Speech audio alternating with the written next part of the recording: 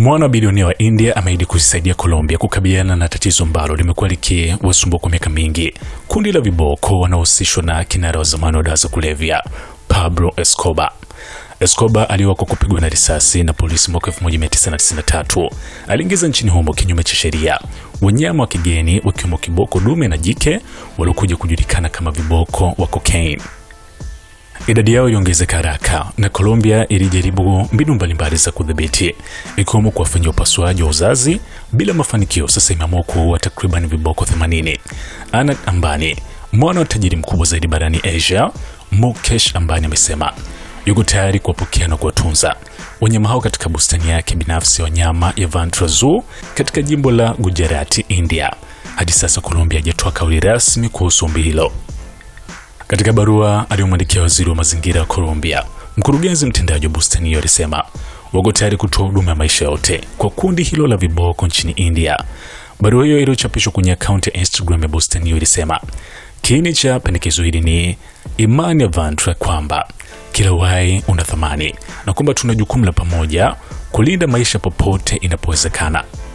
Pablo Escobar alikuwa akiwahifadhi viboko hao katika ranch yake Hacienda Nápoles, makazi ya kifahari yaliyokuwa umbali wa takriban kilomita 250 kaskazini magharibi mwa mji mkuu wa Bogota.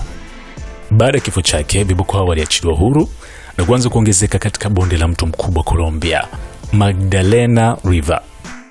Jitihada za kudhibiti ongezeko lao zilishindikana, huku ukosefu wa wanyama wa windaji na mazingira yenye rutuba na vinamasi vya eneo la Antico vikitoa mazingira mazuri kwa wanyama hao wa asili ya Afrika kustawi.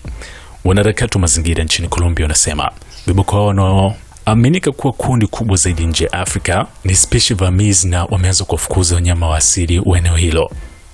Jamii za wavuvi kando kando ya mto Magdalena pia zimeripoti kushambuliwa na viboko hao ambao ni miongoni mwa wanyama wakubwa zaidi, huku madume wazima wakifikia uzito hadi wa tani 3.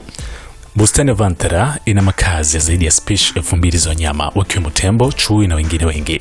Imeenea katika ekari 3500 na ipo Jamnagar, karibu na kiwanda cha kusafisha mafuta ya Mukesh Ambani ambacho ndicho kiwanda kikubwa zaidi duniani. Eneo hilo pia lilikuwa miongoni mwa maeneo yaliyotumika kwa sherehe za kifahari za kabla ya harusi Anand Ambani zilizovutia hisia za dunia kwa mwaka 2024. Hata hivyo, bustani imekumbwa na ukosoaji kutokana na wanaharakati wa wanyamapori na wahifadhi wa mazingira wakieleza wasiwasi juu ya mambo mbalimbali, hali ya hewa ya joto na ukavu eneo hilo ambao si rafiki kwa baadhi ya wanyama. Pablo Escobar alikuwa kiongozi wa genge la Medellin na alijulikana kama mfalme wa cocaine, akikusanya utajiri unaokadiriwa kufikia dola bilioni 30 kupitia usafirishaji wa dawa za kulevya kwenda Miami na kusini mwa Amerika. Utawala wake wa vurugu ulidumu kwa zaidi ya mwongo mmoja, ukihusisha utekaji nyara, mamia ya mauaji, rushwa, milipuko mabomu na vita vya madaraka dhidi ya magenge pinzani, pamoja na kipindi kifupi cha kuwa mwanasiasa aliyechaguliwa.